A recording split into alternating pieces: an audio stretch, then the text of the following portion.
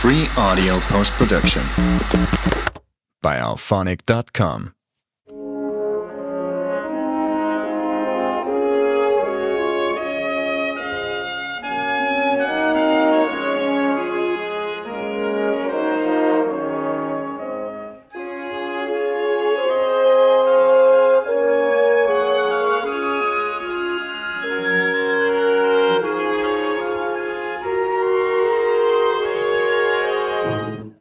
Good evening, everybody. Janine, would you like to start by sharing a few words with everybody here? Hello, everyone. I was born in Eastern Poland in 1932. So to help you with the calculations, I am 93.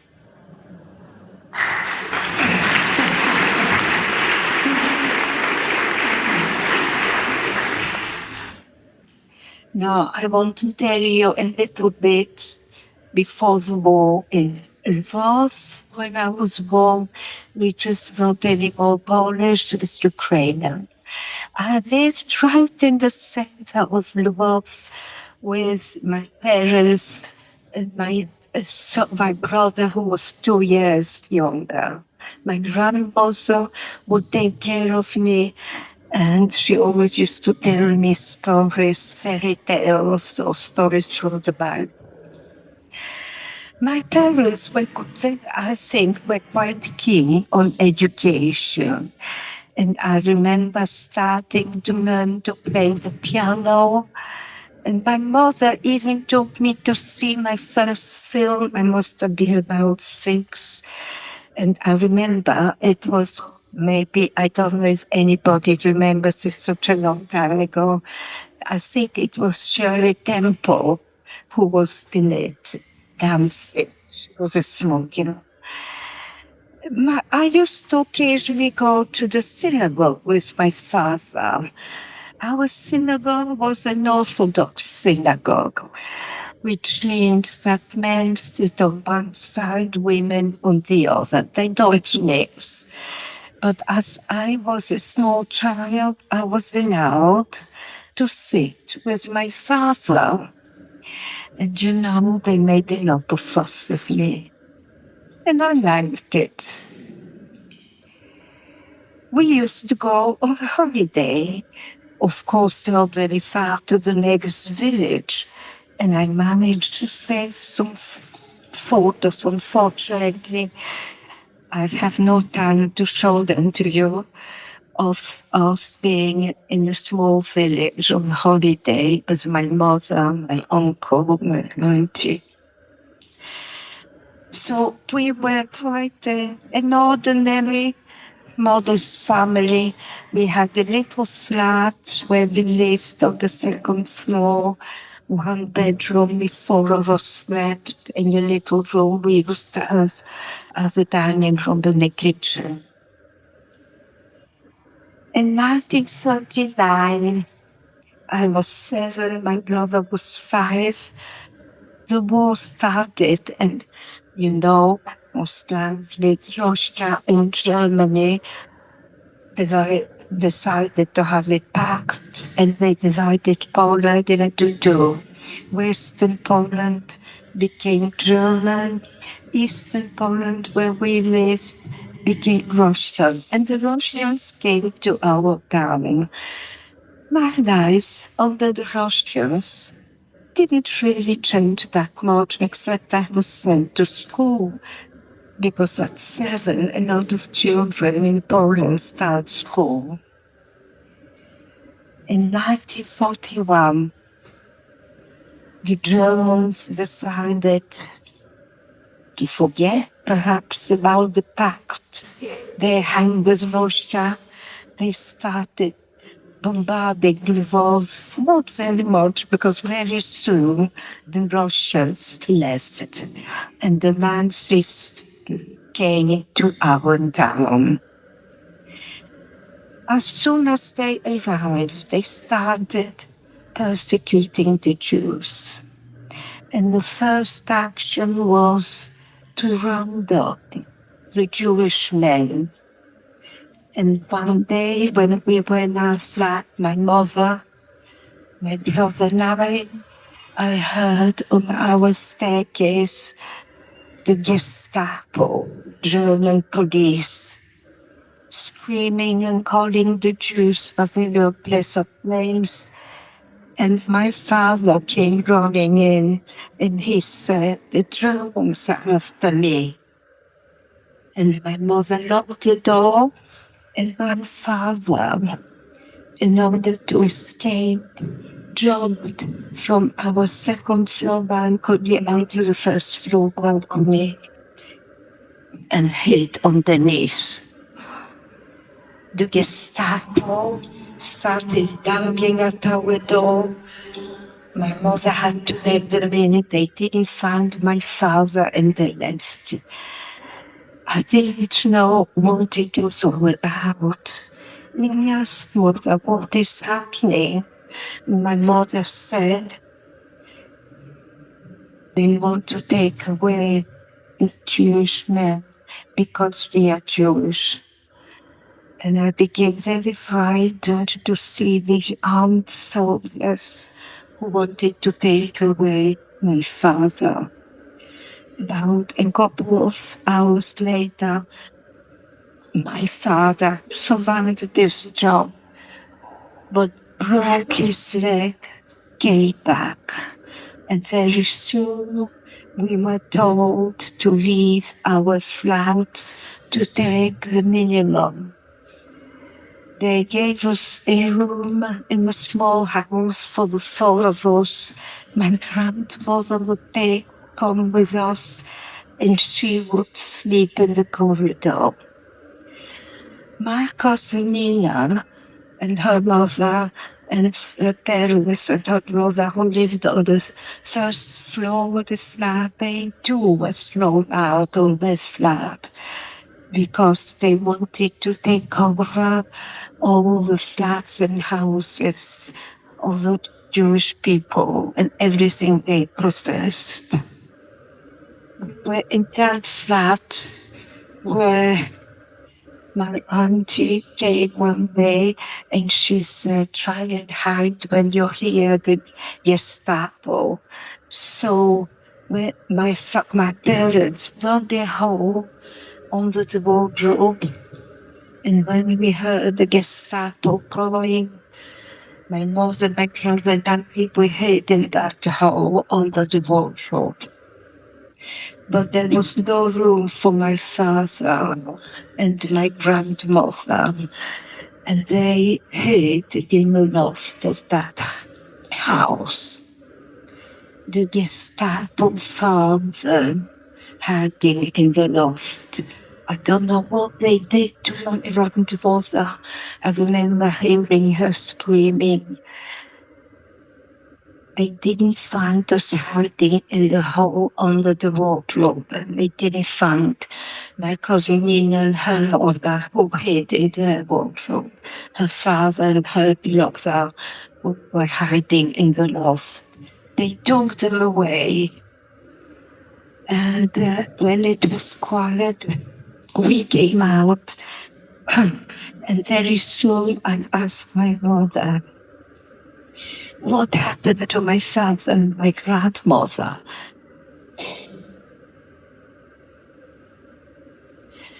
And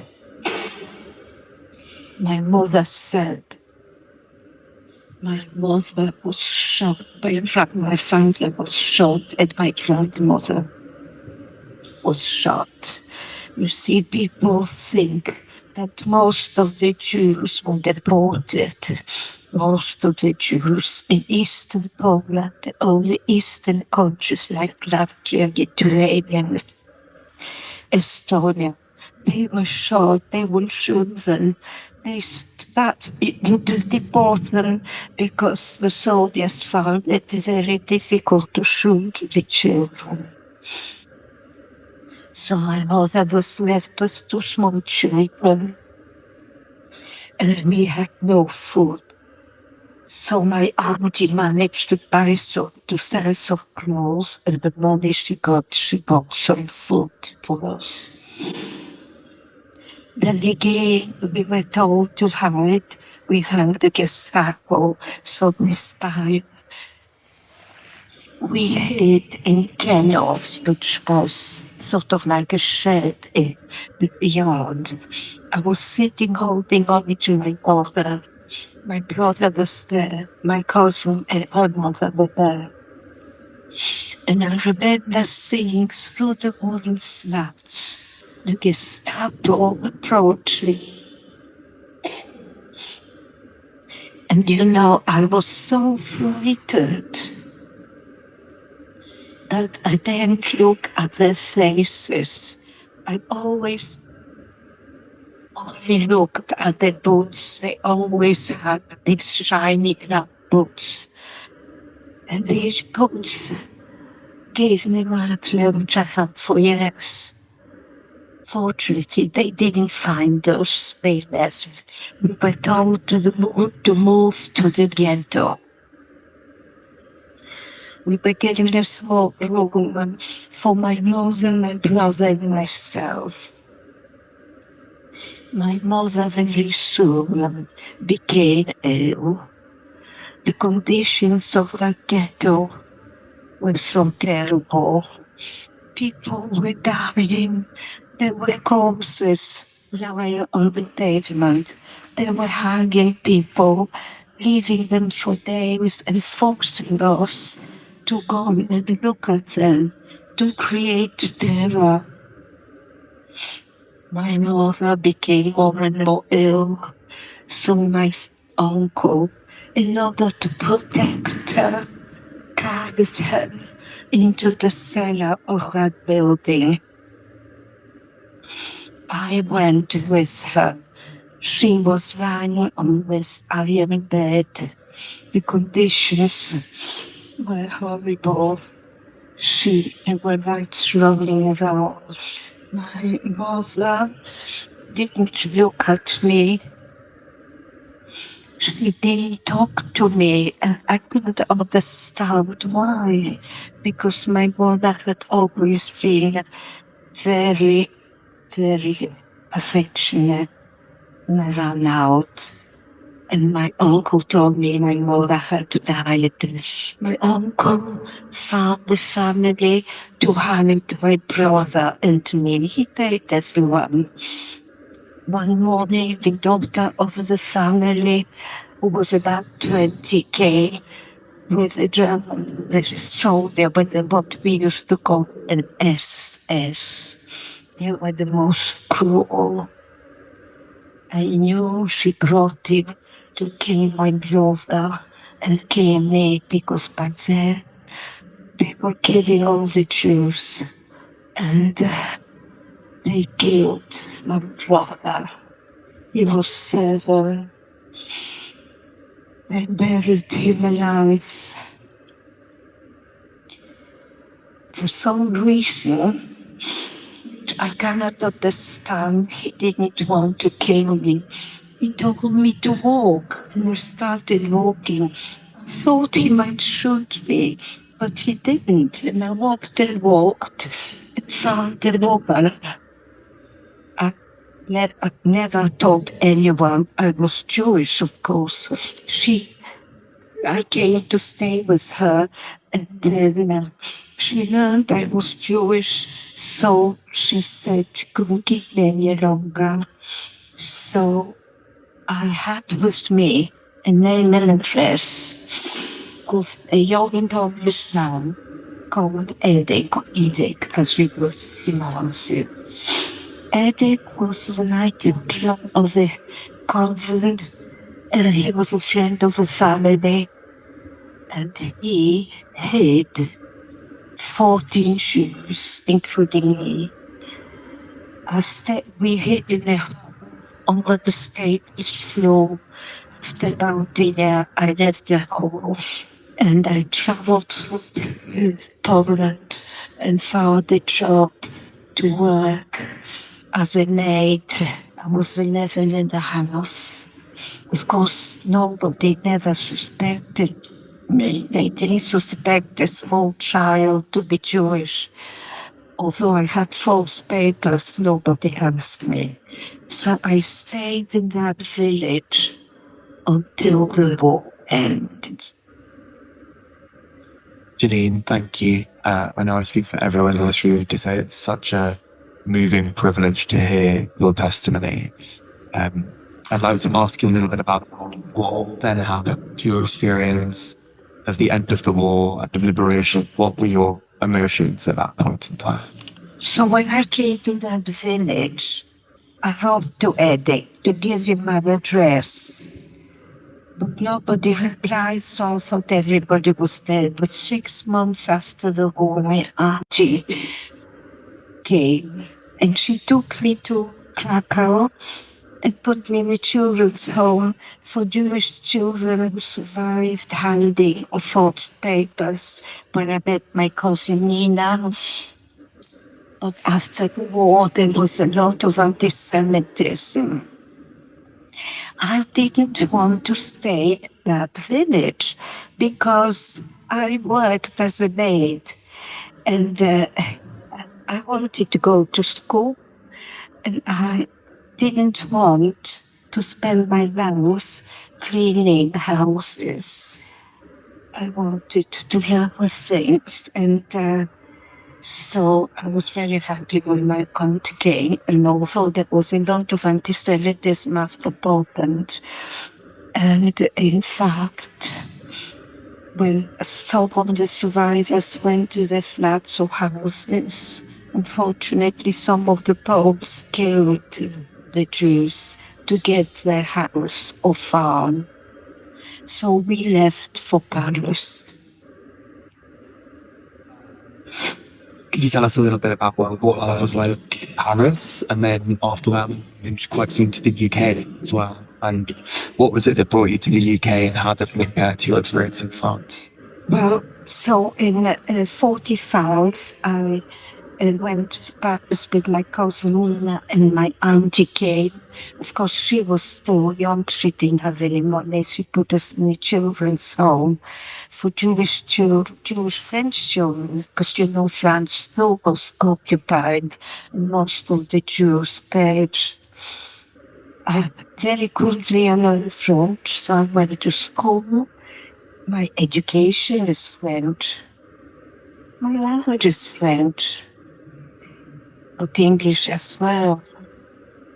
You want me to continue? Please, what made you move to the UK? Now, when I was 24, I had been learning English for about 7 years. My English was still very poor. Even now it's not that perfect at all.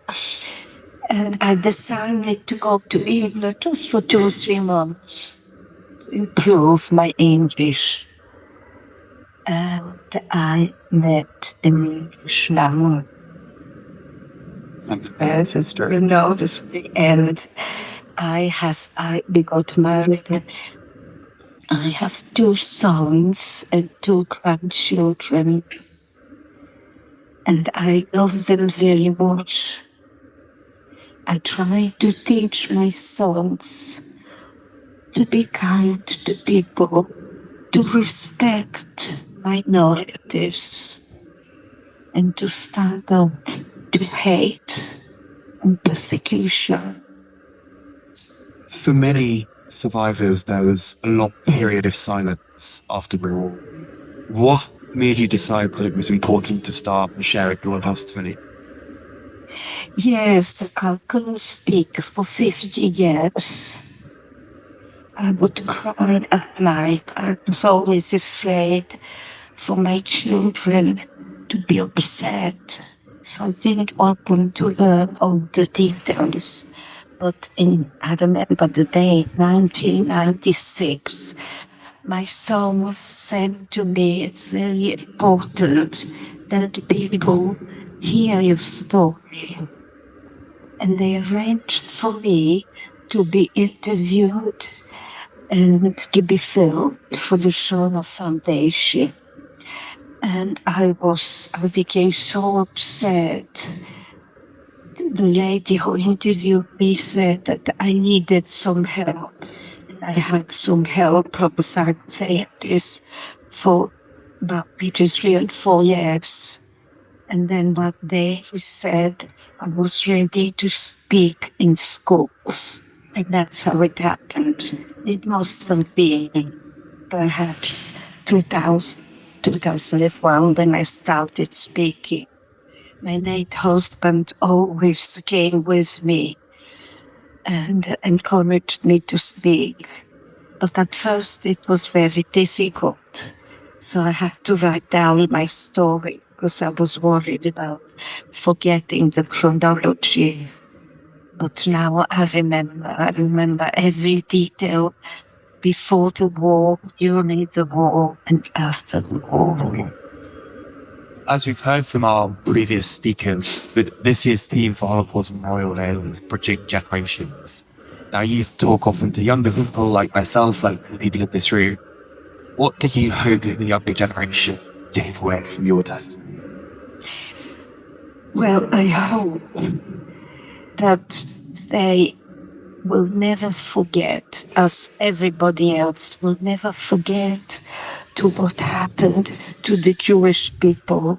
You know, in Lwów, there were nearly 150,000 Jews. Most of them perished, mainly shot or died of starvation or disease, like my mother in the ghetto. I want them to remember my family and others. And also I want them to stand up to people hating some of the minorities, to be understanding and kind to people. That's my message. Thank you, Janine, for that beautiful message and for sharing your testimony with everyone here tonight. Thank you. Thank you.